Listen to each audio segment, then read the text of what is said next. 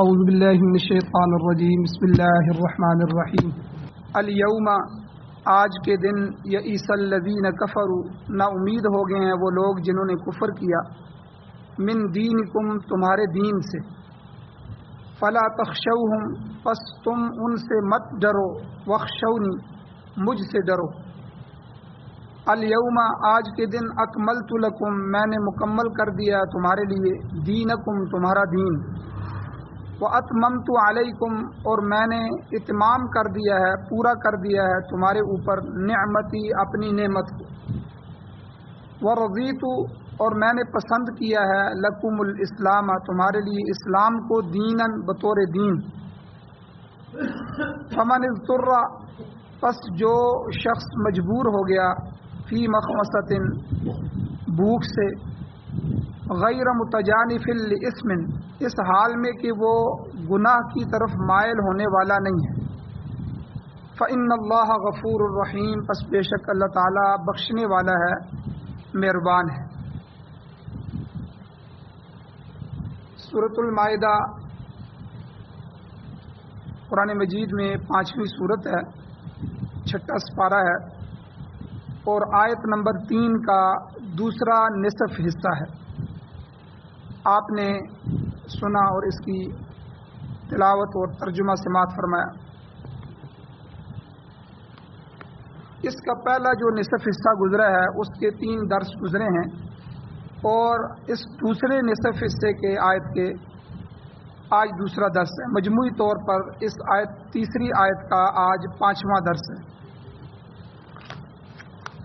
کل کے درس میں تفصیل گزری ہے کہ کفار نبی علیہ الصلاۃ والسلام کے فتح مکہ کے بعد مایوس ہو گئے اور یہ جو آیت اتری ہے یہ تیسری آیت یہ 10 ہجری میں 9 ذی الحجہ کو 10 ہجری یہ حضور علیہ الصلاۃ والسلام کی زندگی کا آخری سال تھا اور یہ ذی الحجہ کا مہینہ 12واں مہینہ تھا آخری اس سال کا 10 ہجری کا، تو یوم عرفہ تھا جس دن مسلمان حاجی وقوف عرفات کرتے ہیں، اس دن اور دن بھی جمعہ کا تھا۔ بروز جمعہ یہ آیت نازل ہوئی اس حال میں کہ حضور علیہ السلام مسجد نمرہ میں ظہر اور عصر کی نمازیں ادا کرنے کے بعد جبل رحمت پر تشریف لے گئے اور وہاں وقوف فرما رہے تھے، تو اونٹنی پر سوار تھے، تو اس حالت میں ہی جو ہے یہ آیات اتری۔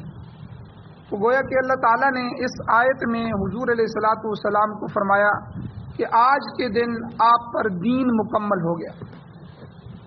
اور کل میں نے بہت سے مسائل بھی اس آیت کے ضمن میں ذکر فرما دیے، تو بہرحال فرمایا گیا کہ آج کے دن کافر تمہارے دین سے مایوس ہو چکے ہیں،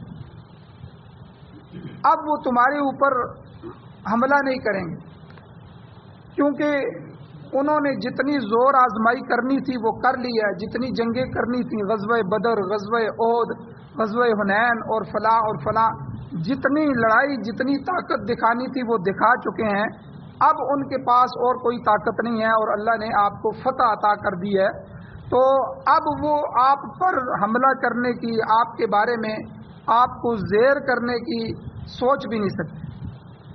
اس کی مثال بالکل آج کے زمانے میں یہ سمجھ لیں کہ جس طرح امارت اسلامیہ افغانستان تھی، طالبان کی حکومت، پوری دنیا نے مل کر ان پر حملہ کیا، 60 کے قریب ممالک اس میں شامل ہوئے اور 6-7 ممالک تو ایٹمی ممالک تھے، پورا یورپ، پوری نیٹو افواج اور پوری دنیا ان کے ساتھ مل گئی، تو پوری طاقتیں انہوں نے 20, 21, 22 سال میں خرچ کی، ہر طرح کی طاقت آزما لی، لیکن اس کے بعد اللہ تعالیٰ نے طالبان کو فتح عطا فرمائی۔ اب پوری دنیا پر ان کی دھاک، ان کا خوف، ان کا رعب ایسا بیٹھ گیا ہے کہ اب کوئی اکیلا ملک، 2-2, 4-4 ملک بھی مل کر ان پر حملہ کرنے کا سوچ بھی نہیں سکتے۔ تو یہ آج کے زمانے کی مثال دیکھی کہ ایمان کی کتنی طاقت ہوتی ہے کہ ملا عمر صاحب رحمہ اللہ جب وہ ایمان کی طاقت سے لڑے اور نہ انہوں نے فوجیں دیکھیں، نہ انہوں نے دنیا کی ٹیکنالوجیاں دیکھیں، نہ انہوں نے مختلف قسم کے ٹینک دیکھے، نہ ان کی بختر بند گاڑیوں پر نظر تھی، نہ ان کے بحری بیڑوں پر جو سمندروں میں آ رہے تھے، نہ ان کے بارود پر نظر تھی، صرف اللہ پر نظر تھی، اور اسلام کے نظام کی تگ و دو کے لیے انہوں نے اپنی جان، اپنی اولادیں، اپنے گھر، اپنی قوم، اپنے قبیلوں کو پیش کر دیا۔ تو اللہ تعالیٰ نے بھی ان کی لاج رکھی اور پوری دنیا کا کفر سمٹ کر جو ہے وہ ان کے اوپر چڑھ دوڑا، لیکن پوری دنیا نے دیکھا کہ وہ رات کے اندھیروں میں افغانستان کو چھوڑ کے بھاگ رہے۔ دنیا میں دن کے اندر وہ مذاکرات کر رہے تھے، اور مذاکرات کی میز پہ وہ جو ہے وہ بالکل خس و خاشاک کی طرح بہہ رہے تھے اور منت اور سماجت کر رہے تھے نکلنے کے لیے، اور جب ان کو ٹائم دیا گیا تو رات کے اندھیروں میں اپنی باقیات کو لے کر وہاں سے بھاگے۔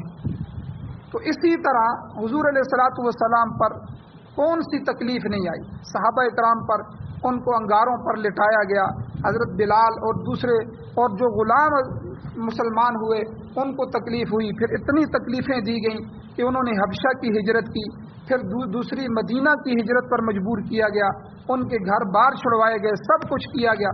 پھر جب مدینہ پہنچ گئے، اسلامی ریاست بنی، وہاں جا کے بھی انہوں نے جنگیں کی، غزوہ بدر ہوا، غزوہ احد ہوا، اسی طرح صلح حدیبیہ پھر ہوئی، پھر اور بہت سے معاملات ہوتے رہے، یہاں تک کہ جب فتح مکہ ہوا اور یہ حضور حج فرما رہے تھے تو 1.5 لاکھ صحابہ حضور کے ساتھ تھے۔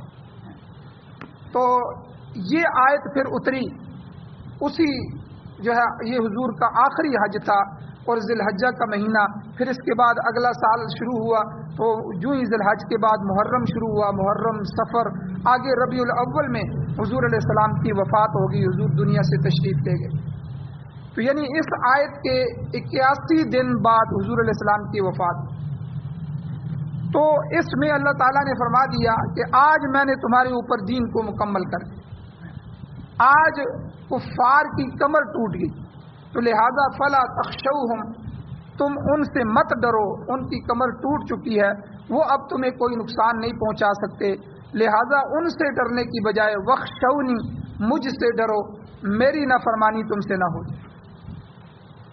تو یہاں اس آیت کے اس حصے میں اہل ایمان کو ترغیب دی گئی ہے کہ لوگوں، ایمان والو، اپنے دین پر قائم رہو، اور دین کا جو تمہارا پروگرام ہے، اسلام کا پروگرام ہے، اس کو بلا خوف و خطر دوسروں تک پہنچاؤ۔ ویسے بھی ہر دور میں ہر مسلمان کا فرض ہے کہ وہ پورے اطمینان کے ساتھ اپنے دین پر عمل پیرا ہو، اور اس سلسلے میں اغیار کی طرف توجہ نہ کرے، تو غیروں کی کسی بات کو خاطر میں نہ لائے۔ وہ لوگ جو یہود و نصارہ ہیں یا دوسری قومیں ہیں، بے شک آپ پر تان کریں گی، ملامت کریں گی، شکوک و شبہات کا اظہار کریں گی، طرح طرح کی جو ہے آپ کے دین پر، اسلام پر اعتراضات اٹھائیں گی، مگر ان کی کچھ پرواہ نہ کرو اور اپنے دین پر ڈٹے رہو، استقامت کے ساتھ لگے رہو۔ ان کی تو ہمیشہ یہی خواہش ہے کہ اسلام کبھی بھی غالب نہ ہو، اسلام کو غلبہ ہی حاصل نہ ہو۔ آپ دیکھیں یہود و نصارہ ہیں، ان کے متعلق قرآن مجید نے واضح طور پر فرما دیا کہ وَلَن تَرْضَىٰ عَنْكَ الْيَهُودُ وَلَا النَّصَارَىٰ حَتَّىٰ تَتَّبِعَ مِلَّتَهُمْ، کہ یہود و نصارہ تم پر ہرگز کبھی بھی راضی نہیں ہوں گے، کب تک؟ کہ جب تک تم ان کی ملت کی پیروی نہ کرو، یعنی جب تک تم یہودی اور عیسائی نہ ہو جاؤ، اس وقت تک وہ تمہاری کسی بات کو ماننے کے لیے تیار۔ اور کافر بھی جو مشرکین مکہ تھے اس وقت، اور اس کے علاوہ جو کفر تھا، وہ بھی تمہیں پلٹا کر دوبارہ کفر کی طرف لے جانا چاہتے ہیں کہ تم توحید کو چھوڑ دو، دوبارہ شرک میں چلے جاؤ، مگر تمہیں جرت کے ساتھ اپنے دین پر عمل کرنا ہوگا، اور آپ علیہ الصلوۃ والسلام کی سنتوں پر عمل کرنا ہوگا۔ اور یاد رکھیں، اللہ تعالیٰ نے صحابہ اکرام کی ایسی جماعت حضور علیہ الصلوۃ والسلام کو دی جو حضور کے جان نثار تھے، جو حضور کی حفاظت کرنے والے تھے، حضور سے محبت کرنے والے تھے، حضور علیہ الصلوۃ والسلام کے سچے محب تھے۔ اب کیسے انہوں نے حضور علیہ السلام کی ایک ایک سنت پر عمل کیا، کہ آپ دیکھیں کہ حضرت حذیفہ رضی اللہ تعالی عنہ ایک دربار میں حاضر ہیں، صحابہ اکرام ان سے بات چیت کرنے کے لیے گئے سفیر بن کے، تو انہوں نے اپنے شاہی دسترخوان پر جو ہے جہاں وزراء بیٹھے ہوتے ہیں، جہاں ان کے لوگ بیٹھے ہوتے ہیں، وہاں کھانا لگایا، اب صحابی کھانا کھانے لگے تو صحابی کے ہاتھ سے لقمہ نیچے گر گیا. اب نبی علیہ الصلوۃ والسلام کی سنت یہ ہے، حضور کی تعلیم یہ ہے کہ کوئی لقمہ یہ اللہ کا رزق ہوتا ہے، اللہ کی طرف سے نعمت ہوتی ہے، اگر گر جائے تو اس کو اٹھا لو. صاف ستھرے دسترخوان پہ ہے تو لقمہ صاف ہے، اس کو اٹھا کے کھا لو. اگر نیچے بھی گر جائے تو اس کے خراب شدہ حصے کو، جس پہ مٹی ریت وغیرہ لگ گئی ہے، اس کو اتار دو، باقی حصے کو کھا لو. یعنی اللہ کی کسی نعمت کی نہ قدری نہ کرو، نہ شکری نہ کرو. تو اب صحابی اس کو اٹھانے لگے تو کسی دوسرے نے ان کو کونی ماری اور کہا کہ دیکھو یہ لوگ متمدن قسم کے لوگ ہیں، یہ کیا کہیں گے. تو صحابی نے عجیب جملہ کہا. انہوں نے فرمایا کہ کیا میں اپنے نبی صلی اللہ علیہ وسلم کی سنت کو ان بے وقوفوں کی وجہ سے چھوڑ دوں؟ تو میرے لیے تو یہ جو مرضی کہتے رہیں، مجھے ان کی کوئی پرواہ نہیں ہے، میں نے تو اپنے نبی کی سنت پہ عمل کرنا. انہوں نے اس لقمے کو اٹھایا اور اس کو جھاڑا اور اس میں سے وہ حصہ اتار دیا اور باقی کو کھا لیا اور کہا کہ ہمارے نبی نے ہمیں یہی تعلیم دی. تو اس لیے مسلمان کو کبھی کمزور نہیں ہونا چاہیے، اپنے آپ کو کبھی مایوس نہیں سمجھنا چاہیے، بلکہ ہمیں ہر وقت یہ سمجھنا چاہیے کہ ہماری عزت دین کے ساتھ اور نبی علیہ السلام کی سنتوں کے ساتھ اللہ نے ہماری عزت رکھی ہے. اس لیے سنت کی بجائے بدعات کو اختیار کرنا یہ نہ کیا جائے. اسی طرح فضول رسومات ہیں، رسمیں ہیں، ان کو اختیار کرنا. محض اغیار کے دیکھا دیکھی ہم نے ان کی رسموں کو اختیار کرنا شروع کر دیا. آج دیکھیں اکثر لوگ مسلمانوں کے برتھ ڈے منا رہے ہیں، بچوں کی پیدائش کے دن. تو یہ برتھ ڈے کہاں سے آیا؟ تو یہ برتھ ڈے جو ہے یہ عیسائیوں اور یہودیوں کی ایجاد ہے. وہ اپنے بچوں کے برتھ ڈے پیدائش کا دن مناتے ہیں. ہر سال جب بچے کے پیدا ہونے والا دن آتا ہے تو وہ جو ہے وہ گانے شانے بجاتے ہیں اور کیک لاتے ہیں اور پتہ نہیں کیا کچھ کرتے ہیں. حالانکہ مسلمان کو جو تعلیم دی گئی ہے کہ بھئی آپ کے بچے کا یا آپ کا 1 سال جب مکمل ہو گیا تو آپ کی زندگی کا 1 سال کا حصہ ختم ہو گیا، آپ اتنا موت کے قریب چلے گئے. آپ کو اور زیادہ فکر کرنے کی ضرورت ہے، نہ کہ خوشیاں منانے کی ضرورت ہے. تو اس لیے اب یہ رسمیں کہاں سے آئی ہیں؟ برتھ ڈے کی رسم ہے. اور اسی طرح ہندوؤں کی جو رسمیں ہیں شادی کی، آپ دیکھیں منگنی وغیرہ، اب یہ منگنی کی جاتی ہے. منگنی تو اسلام کا کوئی حصہ نہیں ہے. تو یہ منگنی کہاں سے آ گئی ہے؟ منگنی میں عورتوں کو جمع کیا جاتا ہے، خاندان کی عورتیں، پھر لڑکے بھی بیچ میں گھوم رہے ہیں، پھر جو ہے وہ مہندیاں لگا رہے ہیں اور پھر پتہ نہیں کیا کچھ کر رہے ہیں. غیر محرم کا آپس میں مخلوط اجتماع ہوتا ہے، سارے ایک جگہ جمع ہوتے ہیں. تو یہ اللہ اور اس کے رسول کی بغاوت ہے. تو یہ صرف اور صرف غیروں کو خوش کرنے کے لیے. تو اس لیے یہ نہ سوچیں کہ اللہ کے احکام پر عمل کرنے سے وہ غیر کیا کہیں گے، ان کا خوف دل سے نکال دیں، بلکہ میرے احکام کی عدول اور خلاف ورزی نہیں ہونی چاہیے. اللہ تعالیٰ نے یہاں یہی فرمایا حضور علیہ الصلوۃ والسلام اور صحابہ کو کہ فلا تخشوہم واخشونی. اب ان کی کمر ٹوٹ چکی ہے، وہ تمہیں کوئی نقصان نہیں پہنچا سکتے، لہذا فلا تخشوہم، تم ان سے مت ڈرو، واخشونی، مجھ سے ڈرو، مجھ اللہ سے ڈرو کہ میری حکم کی خلاف ورزی تم سے نہ ہو جائے. تو بہرحال اہل ایمان میں یہ کمزوری پیدا ہو چکی ہے کہ وہ دنیا کے لوگوں سے ڈرتے ہیں کہ فلاں کام اسلام کے مطابق شروع کر دیا تو متمدن قومیں کیا کہیں گی کہ انہوں نے دیکھو جی 14 صدیاں پرانا نظام اپنا لیا، دنیا نئے نظام کی طرف جا رہی ہے، دنیا دن بدن نئے طرف جا رہی ہے، اور یہ پرانی 1400 سال پرانی حضور علیہ الصلوۃ والسلام اور صحابہ اور فنا اور وہی پرانے نظام کی بات کرتے ہیں. تو بہرحال اسلامی قانون کے نفاذ میں ہمارے جو اسلامی ممالک ہیں اس میں یہی چیز حائل ہے، یہی چیز رکاوٹ ہے. جو ملک اسلام کے نام پر حاصل کیا گیا تھا وہاں اسلامی قانون اس لیے نافذ نہیں ہو رہا کہ بھئی یورپ اور امریکہ والے اسے پسند نہیں کرتے. وہ یورپ والے کیا کہیں گے؟ ہم تو ان کے پاس جاتے ہیں، ان سے قرضے لیتے ہیں، ہم ان کے مقروض ہیں، وہ ہمارے قرضے بند کر دیں گے، ہماری خوراک بند کر دیں گے. تو اس لیے قانون نافذ نہیں ہوتا. اسلام کے نظام عدل کی بجائے آپ دیکھیں ہماری عدالتوں میں وہی انگریزوں کا قانون، انگریزوں کے وہی جو ہے وہ قوانین نافذ ہیں. آپ دیکھیں ایک آدمی اگر جو ہے وہ اپنے حق کے لیے دعویٰ کر رہا ہے تو ہزاروں روپے کے اس کو اسٹامپ پہلے لگانے پڑتے ہیں، پھر جو ہے وہ اس کا دعویٰ سماعت کے لیے قابل قبول ہوتا ہے. اس قسم کی بے شمار رکاوٹیں جو ہیں وہ انگریزی قوانین میں موجود ہیں جو حصول انصاف کے راستے میں رکاوٹ ہیں. تو اس کے باوجود تمام مشرقی جو ممالک ہیں، ہمارے اسلامی ممالک، ہر کام کے لیے مغربی ممالک کی طرف دیکھتے ہیں، ان کا رخ کرتے ہیں. اب اس کا نتیجہ ظاہر ہے کہ خدا کے دین پر کیسے عمل درآمد ہوگا. ہم تو دین کے دشمنوں کے تان سے ڈر کر اسلامی قانون کو نافذ کرنے کے لیے تیار نہیں، مگر اللہ تعالیٰ نے فرمایا ان سے مت ڈرو بلکہ مجھ سے ڈرو کہ اسی میں تمہارے لیے دنیا کی کامیابی ہے اور آخرت کی بھی فلاح ہے.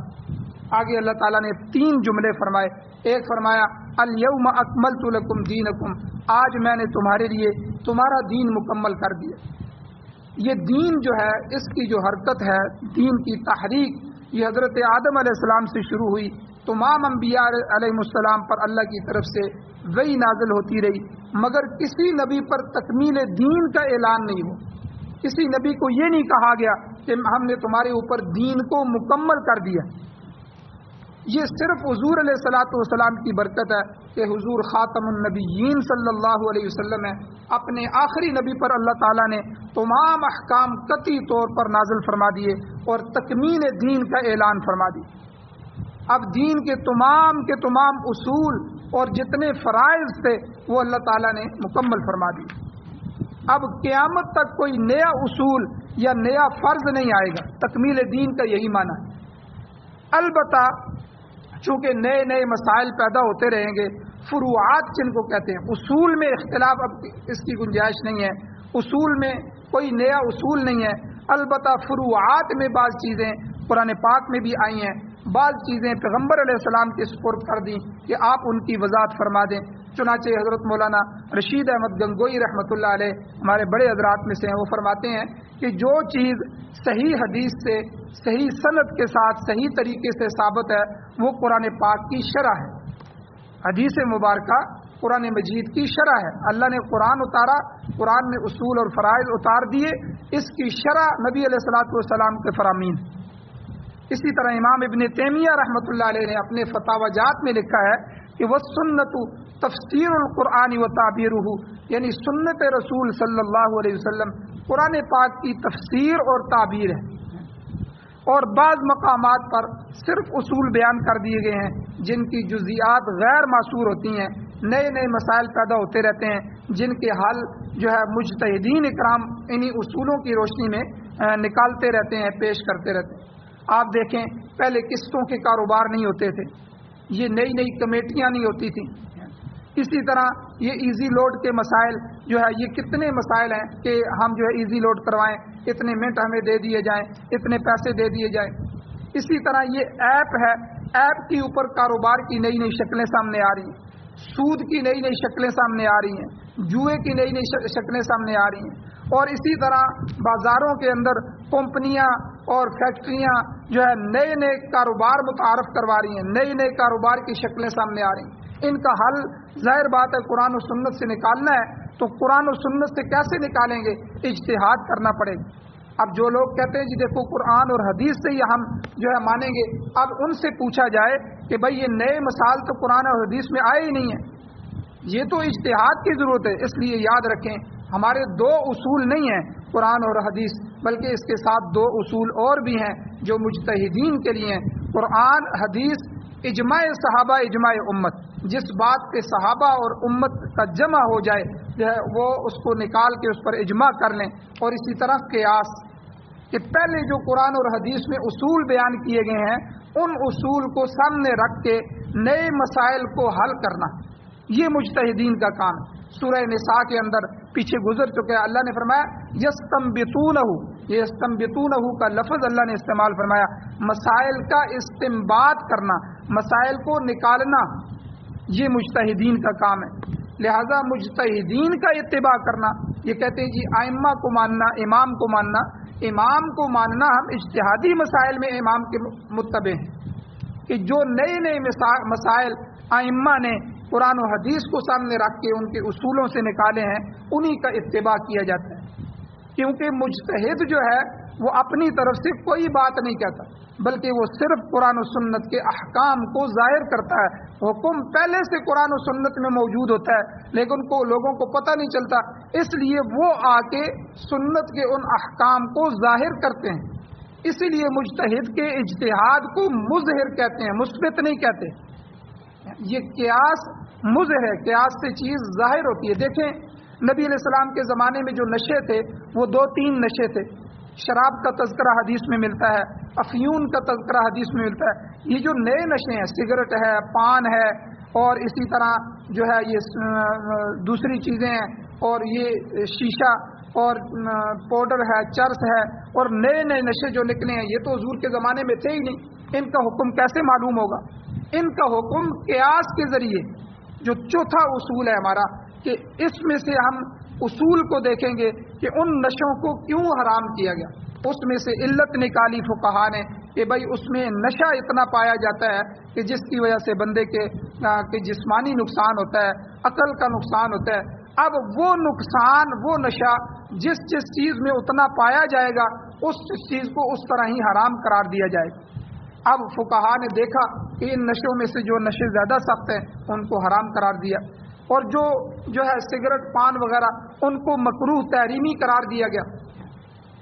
تو اسی طرح جو ہے یہ ساری چیزیں جو جدید مسائل ہیں، ان سب مسائل کا حل جو ہے وہ قرآن و سنت کو سامنے رکھ کے نکالا جاتا ہے۔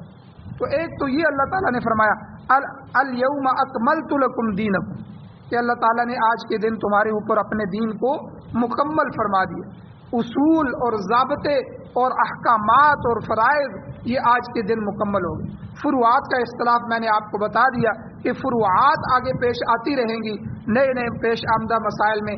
یستنبطونہ کا لفظ اللہ نے فرمایا کہ آپ ان کے پاس، اپنے اہل علم کے پاس، لعلمہ الذین یستنبطونہ، کہ آپ ان کے پاس اپنے مسئلے کو لے کے جائیں تو وہ اس کو اپنے علم کی بنیاد پر وہاں سے استنباط کر کے، وہاں سے نکال کے قرآن و سنت سے آپ کو مسئلہ بتائیں۔ اور آگے اللہ تعالیٰ نے دوسرا فرمایا کہ دین تو ایک تو مکمل کر دیا، دوسرا وَأَتْمَمْتُ عَلَيْكُمْ نِعْمَتِي، میں نے اپنی نعمت تم پر پوری کر دی، یعنی دین کے تمام احکام، ضوابط اور فرائض وغیرہ بیان کر دیے ہیں۔ اب کسی چیز کی کمی باقی نہیں رہی۔ اور نعمت کا معنی بھی غلبہ کے معنی ہے، یعنی اسلام اور مسلمانوں کا غلبہ بھی عطا کر دیا۔ لِيُظْهِرَهُ عَلَى الدِّينِ كُلِّهِ، کہ جو پیغمبر علیہ السلام کی بعثت کا مقصد تھا کہ تاکہ یہ دین تمام ادیان عالم پر غالب آ جائے۔ تو آپ دیکھیں جو ہے نزول قرآن سے لے کر 50 سال تک کے عرصے میں اسلام آدھی دنیا پر چھا چکا تھا، اور باقی نصف دنیا میں کوئی سیاسی طور پر مسلمانوں کے مد مقابل قوم باقی نہیں رہی۔ یہی اتمام نعمت ہے۔ سورہ نور میں اللہ تعالیٰ ارشاد فرماتے ہیں یعبدوننی لا یشرکون بی شیئا، جب تک لوگ میری خالص عبادت کرتے رہیں گے، میرے ساتھ شرک نہیں کریں گے، ان کو ہمیشہ غلبہ حاصل رہے گا۔ اور جب اس معاملے میں کوتاہی آ جائے گی تو سارا معاملہ ہی درم برم ہو جائے گا اور تباہ و برباد ہو جائے گا۔ چنانچہ مسلمانوں کے آپس کے لڑائی جھگڑے کی وجہ سے ان کی ہوا اکھڑ گئی۔ آپ دیکھیں کہ کس طرح جو ہے اب بادشاہتیں شروع ہو گئیں، ڈکٹیٹرشپ شروع ہو گئے، اپنی منمانی کاروائیاں شروع ہو گئیں، بیت المال کو مسلمانوں نے ذاتی جاگیر سمجھ کے بے دریغ استعمال کرنا شروع کر دیا۔ تو اللہ تعالیٰ نے فرمایا وَمَنْ كَفَرَ بَعْدَ ذَلِكَ فَأُولَٰئِكَ هُمُ الْفَاسِقُونَ، جس نے کفران نعمت کیا تو پھر اللہ تعالیٰ ظالموں کو معاف نہیں کرے گا۔ حضور علیہ السلام اور صحابہ عدل و انصاف کرنے والے تھے، تو اللہ نے پھر ان پر نعمت کو بھی مکمل کیا۔ اللہ نے آدھی دنیا سے زیادہ جو ہے ان کو فتوحات بھی عطا فرمائی۔ اور جب سے پھر ایسا ہوا کہ مسلمان ظالم ہو گیا اور دین میں بگاڑ آ گیا، شکست اور غلامی کے دورے شروع ہو گئے۔ چنانچہ مسلمانوں کا جو ہے ابتلاء اور آزمائش اور امتحان شروع ہو گیا۔ آپ دیکھیں تاتاریوں کے دور سے لے کر جو ہے مسلمانوں کے جب سے قدم پھسلے ہیں، پھر دوبارہ مسلمان سنبھل نہیں سکا۔ اب تو صرف قرب قیامت میں جب مسیح علیہ السلام دوبارہ عیسیٰ علیہ السلام کا نزول ہوگا تو پھر قدم جمنے کی امید کچھ نظر آ رہی ہے۔ فرمایا اللہ تعالیٰ نے میں نے تم پر اپنے دین کو مکمل کر دیا اور تم پر اپنی نعمت کو بھی پورا کر دیا. اور آگے فرمایا وَرَضِيتُ لَكُمُ الْإِسْلَامَ دِينًا، تمہارے لیے میں نے اسلام کو بطور دین پسند فرمایا. تمہارے لیے پسندیدہ دین اب اسلام ہی ہے. دوسرے مقام پہ اللہ فرماتے ہیں ان الدین عند اللہ الاسلام، اللہ کے نزدیک دین صرف اسلام ہے اور یہی اس نے تمہارے لیے پسند فرمایا ہے. سارے نبیوں کا دین اسلام رہا ہے. اب یہاں تک تو اللہ تعالیٰ نے یہ تین چیزیں اللہ نے اپنی نعمت اپنے جو ہے وہ دین کے اظہار فرما دیا. اب آخر میں اسی آیت کا جو پہلا حصہ تھا حلت اور حرام اور حلال کا جو قانون بیان ہوا تھا تو بعض حرام جانوروں کی تفصیل بھی بتائی گئی تھی پیچھے. اب اسی سلسلے کو جاری رکھتے ہوئے آخری جملہ اللہ نے پھر فرمایا فمن اضطر فی مخمصۃ، جو کوئی آدمی بھوک کی وجہ سے مجبور ہو جائے، شرط یہ ہے کہ غیر متجانف الاثم، گناہ کی طرف مائل ہونے والا نہ ہو، اس کو اجازت ہے کہ وہ اللہ کی حرام کردہ اشیاء میں سے بقدر ضرورت کھا پی سکتا ہے.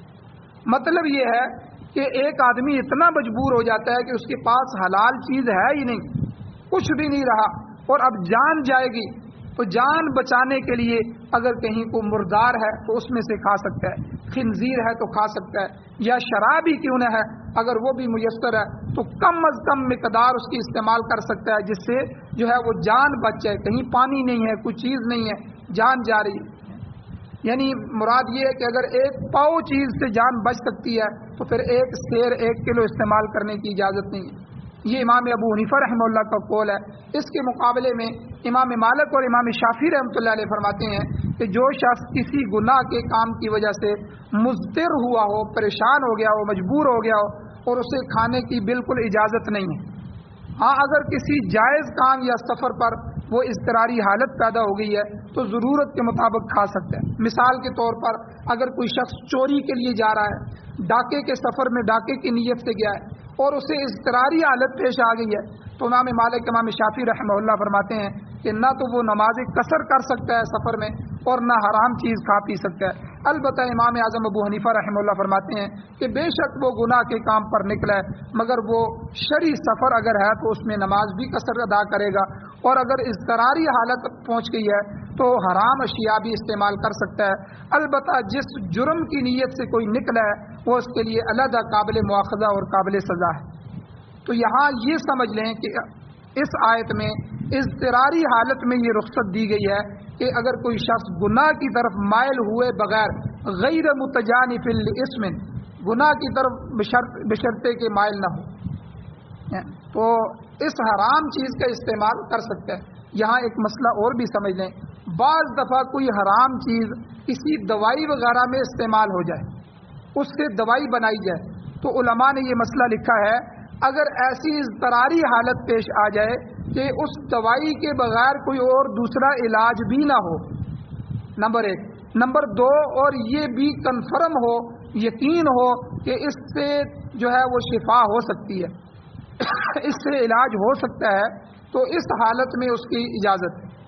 تو یہاں بہرحال اللہ تعالیٰ نے فرمایا اگر کوئی آدمی جو ہے میں نے حرام اور حلال کے احکام بیان کر دیے، حرام جانور بھی بیان کر دیے، لیکن فمن اضطر فی مخمصۃ، ایک آدمی بھوک کی وجہ سے کسی جنگل میں ہے یا کسی ایسی جگہ ہے کہ بھوک اور پیاس سے مرنے لگا ہے اور کوئی چیز حرام کے علاوہ ہے بھی نہیں، تو اس میں سے اضطراری طور پر اتنا استعمال کرنے کی اجازت ہے کہ جس سے جان بچ جائے، غیر متجانف الاثم، اس حرام مردار یہ شراب یا خنزیر یا کوئی بھی چیز ہے اس کو مزے لے کے نہ کھائے، جیسے قرآن میں دوسری جگہ فرمایا غیر باغ ولا عاد، یعنی حد سے تجاوز بھی نہ کرے اور اس کو لذت کے لیے بھی نہ کھائے، تو اس کی اجازت ہے.